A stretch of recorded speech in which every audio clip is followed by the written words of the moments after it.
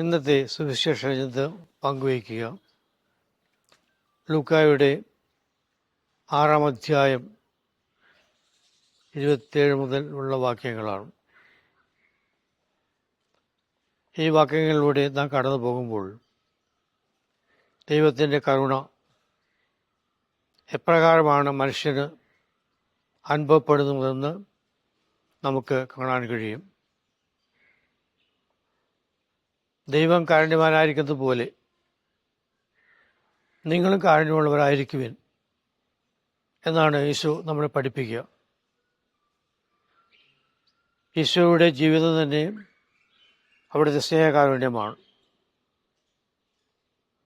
അവിടുത്തെ കൽപ്പനകളിൽ ഏറ്റവും പ്രധാനപ്പെട്ടതും ദൈവത്തിൻ്റെ ആ കരുണയുടെ കാഴ്ചപ്പാടിലാണ് നമുക്ക് തരുന്നത്.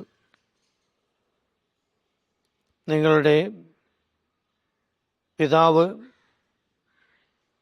കാരുണ്യം അയക്കുന്നത് പോലെ നിങ്ങളും കാരുണ്യവാന്മാരായിരിക്കുവിൻ. പിതാവ് നിങ്ങളെ സ്നേഹിക്കുന്നത് പോലെ നിങ്ങളും തമ്മിൽ സ്നേഹിക്കുവിൻ.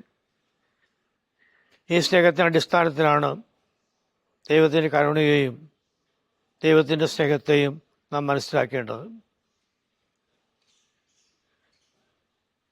നമ്മുടെ ദൈവികമായ ചിന്തയിൽ, കാഴ്ചപ്പാടിൽ നാം സ്വീകരിക്കേണ്ട ഒരു മനോഭാവം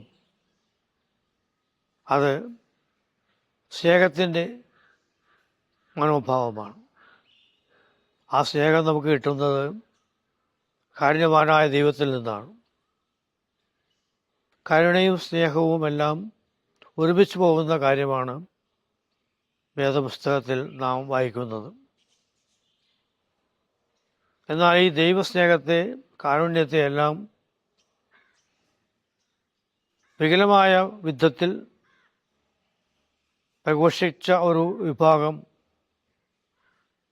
പഴയ നിയമത്തിലും പുതിയ നിയമത്തിലും കാണപ്പെടുന്നുണ്ട്. ദൈവത്തോടുള്ള സ്നേഹം മതാചാരങ്ങളിൽപ്പെട്ട്, ആഘോഷങ്ങളിൽപ്പെട്ട് മൂല്യങ്ങൾ നഷ്ടപ്പെടുന്ന അവസ്ഥയും ഈശോ നമ്മളോട് പറഞ്ഞു തരുന്നുണ്ട്. ഈ ജനം അധരങ്ങൾ കൊണ്ട് എന്നെ സ്തുതിക്കുന്നു, എന്നാൽ അവരുടെ ഹൃദയം വളരെ അകലെയാണ് ദൈവത്തിൽ നിന്ന്. അതായത് നമ്മുടെ ജീവിതം ദൈവവുമായിട്ട് അടുക്കുമ്പോഴാണ് അത് സ്നേഹത്തിൻ്റെ ജീവിതമായും കാരുണ്യമായും ഒക്കെ മറ്റുള്ളവരിലേക്കും ജീവിതാനുഭവങ്ങളിലേക്കും ഒക്കെ എത്തിച്ചേരുക. ഈ മനോഭാവം നമ്മിൽ നിന്ന് എപ്പോൾ നഷ്ടപ്പെടുമോ അപ്പോൾ നമ്മുടെ ജീവിതത്തിനും മതമൂല്യങ്ങൾക്കും എല്ലാം വികലമായ അർത്ഥമായിരിക്കും മറ്റുള്ളവർ കൽപ്പിക്കുക. നിങ്ങളുടെ പിതാവിൻ്റെ ആ വലിയ മനോഭാവം സ്നേഹത്തിൻ്റെ മനോഭാവമായിരിക്കണമെന്ന് നമ്മളെ ഈശോ പഠിപ്പിക്കുമ്പോൾ അവിടെ നിന്ന് ഓർപ്പിക്കുന്നു. നിങ്ങളുടെ ജീവിത ശൈലി കണ്ട് നിങ്ങൾ പിതാവിനെ പുകഴ്ത്താൻ, സ്തുതിക്കാൻ കാരണമാകത്തക്ക വിധത്തിലുള്ള ജീവിതമാകണം നമ്മുടേതെന്ന്. അതായത് എനിക്കെപ്പോഴെല്ലാം കാരുണ്യം കാണിക്കാൻ സാധിക്കുമോ, എനിക്കെപ്പോഴെല്ലാം ക്ഷമിക്കുവാൻ സാധിക്കുമോ, അപ്പോഴെല്ലാം എനിക്ക് മറ്റുള്ളവരോട് ദൈവത്തിൻ്റെ ആ സ്നേഹത്തെ പകർന്നു കൊടുക്കുന്ന അനുഭവം പങ്കുവെക്കാൻ സാധിക്കും. എൻ്റെ പ്രവൃത്തിയിലൂടെ അവർ ദൈവത്തെ കാണുകയും ചെയ്യും. മറ്റുള്ളവർ നിങ്ങളോട് എപ്രകാരം പെരുമാറാൻ നിങ്ങൾ ആഗ്രഹിക്കുന്നുവോ അതുപോലെ നിങ്ങളും മറ്റുള്ളവരോട് പെരുമാറണമെന്ന് യേശു കൽപ്പിക്കുമ്പോൾ അത് നമുക്കറിയാം യേശു തരുന്ന സുപ്രധാനമായ ഒരു കൽപ്പനയാണ്. ഈ കൽപ്പന നമുക്ക് മനസ്സിലാകണമെങ്കിൽ ദൈവത്തെ സ്നേഹം കൊണ്ടറിയാനുള്ള കഴിവ് നമുക്കുണ്ടാകണം. അത് ദൈവം നമുക്ക് നമ്മുടെ ജീവിതത്തിൽ തന്നെ മുദ്ര കുത്തിയിട്ടുള്ള ഒരു സത്യമാണ്.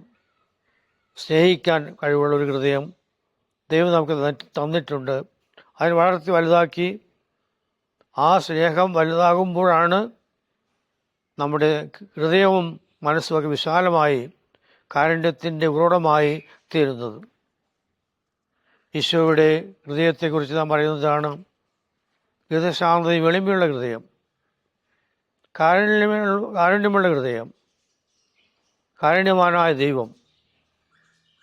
ആ ദൈവത്തിൻ്റെ മക്കളാണ് നമ്മളെങ്കിൽ ദൈവത്തിൻ്റെ ആ സ്നേഹവും ദൈവത്തിൻ്റെ കരുതലുമെല്ലാം നമുക്ക് നമ്മുടെ കൂടെയുള്ളവർക്കും അനുഭവപ്പെടുത്താൻ സാധിക്കണം. കുരിശോളം നമ്മളോട് കരുണ കാണിച്ച ദൈവം, തൻ്റെ ജീവൻ നൽകി നമ്മളെ വീണ്ടെടുത്ത ദൈവം, ആ ദൈവത്തിൻ്റെ ദിവ്യചൈതന്യമാണ് യേശുക്രിസ്തുവിലൂടെ ഓരോ ദിവസവും നമ്മുടെ ജീവിതത്തിലേക്ക് കടന്നു വരിക. അത് ഉൾക്കൊള്ളാനുള്ള നമ്മുടെ മാർഗമാണ് നമ്മുടെ കൂദാശ ജീവിതങ്ങളെല്ലാം. ദിവ്യകാരുണ്യവും ദിവ്യബലിയും എല്ലാം നമുക്ക് തരുന്ന അനുഗ്രഹമാണത്. നമ്മുടെ ജീവിതം ഈ ഒരു പശ്ചാത്തലത്തിൽ കൊണ്ട് നടത്തുമ്പോൾ ഒരുപാട് മാറ്റങ്ങൾ ലോകത്തിലുണ്ടാകും. നമ്മുടെ ആഘോഷങ്ങൾക്കപ്പുറം നമ്മുടെ ജീവിതത്തെ ദൈവികമായ കാഴ്ചപ്പാടിൽ ദൈവസ്നേഹത്തിൻ്റെ ആ മനോഭാവത്തിൽ നമുക്ക് നയിക്കാനും അത് മറ്റുള്ളവർക്ക് ജീവനും ജീവിതവും ആയിത്തീരാനും സാധിക്കുന്ന അനുഭവമാക്കി മാറ്റാൻ നമുക്ക് കഴിയും. ഇന്നും ഇത് ലോകത്തിൽ നമുക്ക് കാണാൻ സാധിക്കും. പല ദിവസങ്ങളും നമുക്ക് പത്രങ്ങൾ വായിക്കുമ്പോൾ കാണാം ഒരുപാട് കാരുണ്യത്തിൻ്റെ അനുഭവങ്ങൾ, ഒരുപാട് സ്നേഹ സൗഹാർദ്ദത്തിൻ്റെ പെരുമാറ്റങ്ങൾ, രോഗികളോടും ഭവനരഹിതരോടും കുടിയിറക്കപ്പെട്ടവരോടും എല്ലാം കാണിക്കുന്ന മനുഷ്യസ്നേഹം. ഇന്നിവിടെ വിമർശിക്കപ്പെടുന്ന ഒരു വലിയ സത്യമുണ്ട്. ഈ കരുണ എപ്പോഴെല്ലാം ചോദ്യം ചെയ്യപ്പെടുന്നു അവിടെയെല്ലാം സ്വാതന്ത്ര്യം നിഹരിക്കപ്പെടും. ഒരുപാട് കാരുണ്യം ലോകത്തിലുണ്ട്. ഒരുപാട് അന്താരാഷ്ട്ര സംഘടനകൾ രോഗികൾക്കും അവശർക്കും ഭവനരഹിതർക്കും കുടിയേറ്റക്കാർക്കും വേണ്ടി എല്ലാം പ്രവർത്തിക്കുന്നുണ്ട്. അതിൻ്റെ എല്ലാ അർത്ഥം ആ ദൈവസ്നേഹത്തിൻ്റെ കാഴ്ചപ്പാടും കരുതലും ഒക്കെ തന്നെയാണെന്ന് നമുക്ക് മനസ്സിലാക്കാൻ സാധിക്കും. ഇന്നത്തെ ചിന്തയിലൂടെ നമ്മൾ കടന്നു പോകുമ്പോൾ നമ്മുടെ കുടുംബങ്ങളിലും നമ്മുടെ സമൂഹത്തിലും ഈ കരുണ നടപ്പാക്കാൻ നമ്മൾ എന്തൊക്കെ ചെയ്യുന്നുണ്ടെന്ന് ആത്മപരിശോധന ചെയ്യണം.